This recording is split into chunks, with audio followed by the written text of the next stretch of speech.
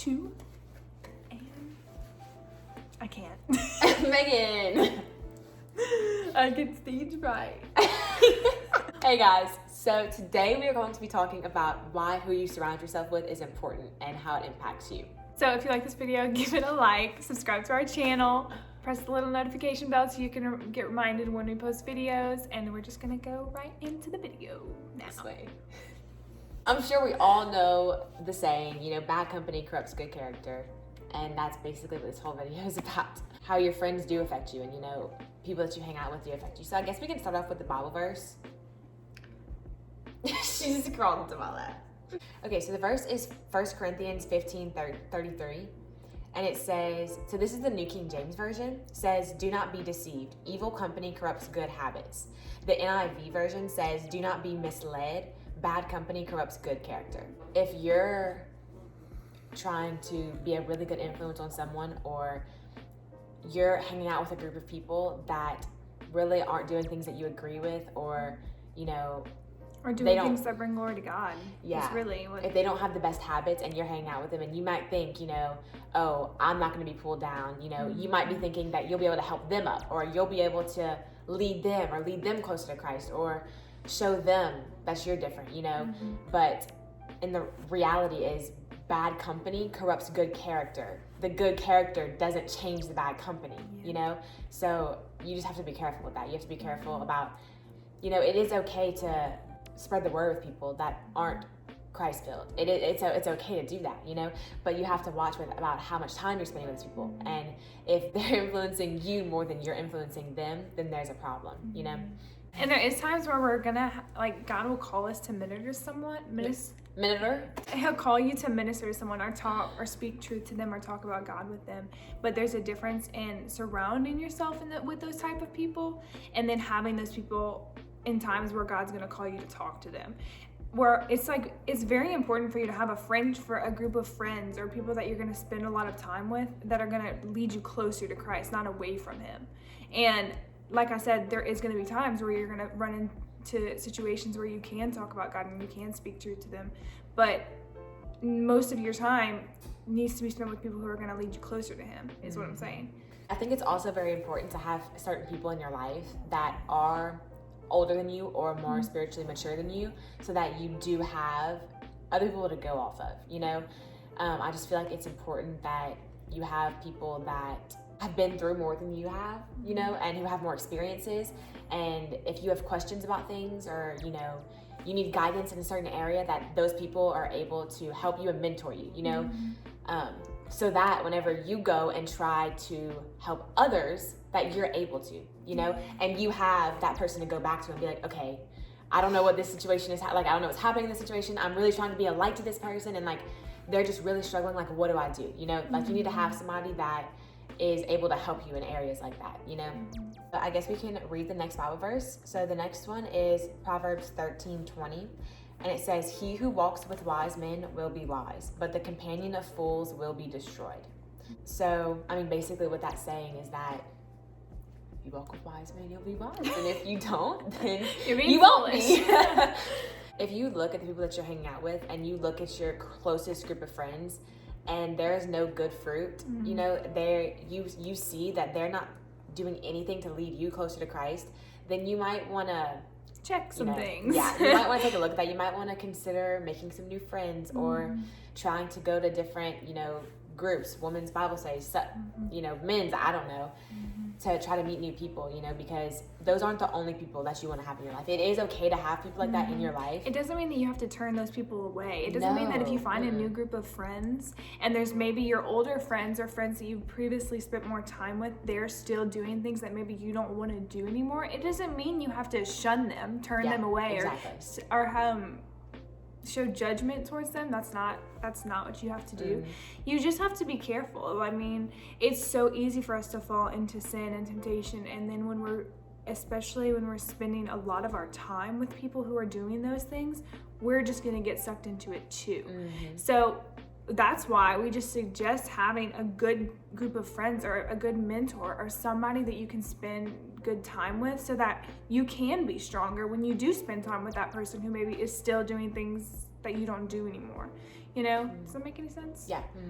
And it's also, I mean, if you're a newer Christian or a new believer and, you know, you start doing things different than your old group of friends, you're still hanging out with them. They're doing all of the things that you used to do. Therefore, you're not in a place where you're able to resist doing those things anymore. So you have to, in order to not fall into temptation, fall into sin, you have to remove yourself from the situation sometimes, you know? And sometimes that may look like cutting yourself off from your old friends. And yes, that may suck sometimes, and it's hard. They might be offended sometimes, but ultimately our relationship with Christ is more important than any of those things. It's more important than what people think of us. It's more important than the fun we might be leaving behind, you know? Our relationship with him far surpasses anything that we might be losing or missing out on, you know? And if that is a step that you have to take, you know, to let go of people from your past or an older group of friends, people that, you know, aren't influencing you in the right way, you have to take a step of faith and trust that God's going to provide you with more friends, you know? Exactly. I think that's, for a while, it was just me and Megan, you know? And then I feel like out of the blue, and we always used to be like, you know, we just wish that we had more friends to hang out with. Because, I mean, it was just me and us. That's it. It was just me and her for a while, and we didn't feel like we had many other friends that believed the same as us or were living the same way that we were. And it was kind of difficult because, I mean, there's only so much you can do with each other. Like, we couldn't go and do, like, I don't know, we did fun stuff, but, like, it was just harder. And then I feel like out of the blue, God literally... He provided. It's like He provided a group of friends that group of friends for we us. Couldn't, like, it couldn't have happened in a more perfect time and a more perfect way, you know? The girls that we're in a close group of friends with, they're the best thing ever, literally. And it was so worth waiting for too, you know? And we had to let go of all the things from our past and all the people from our past to be able to step into that friendship, the friendship with those group of people. And I know it's the exact same for every single girl in that group. You know, they all had to do the exact same thing. It took us having to sacrifice something without us knowing what was on the other side. We knew that something had to go, something had to change, but we didn't know that God was going to provide us with it 10 times better group of friends than we could have imagined for ourselves. Yep. And it took that leap of faith, like Shelbie was saying, it took that step of faith to trust that he was going to provide a group of friends for us, and he was going to provide that good company for us that we couldn't find on our own, and that is better than something that we had been in before. So sometimes we're scared to let go of what we have because we're scared that what God might have in store for us or what's going to come isn't going to be as good, or when ultimately God works all things out for our good. Like, it is anything that God's plan is always better than our own. Anything that he has for us is far better than we could ever want for ourselves, you know? And like Megan was saying about sacrificing, you know, sometimes we do have to go through seasons of feeling like we're alone, when ultimately we never are alone. God is always with us, but sometimes you do feel alone on this earth. Sometimes you feel like no one really understands what you're going through. Sometimes you feel like you don't have any friends, you don't have any family, and sometimes that's where God wants you. That might be a season that he has you in, you know? Sometimes we go through difficult seasons like that because he wants to grow us and he wants us to be closer to him. And once you learn how to depend on God and he satisfies your every single need and desire, which he does, then he'll start to provide you with these other blessings in your life. You know, he might provide you with those friendships that you crave, the relationships that you crave, you know, stuff like that. One of the benefits you get from being in such close-knit friendships with people who are following after God too is that y'all both get something out of it.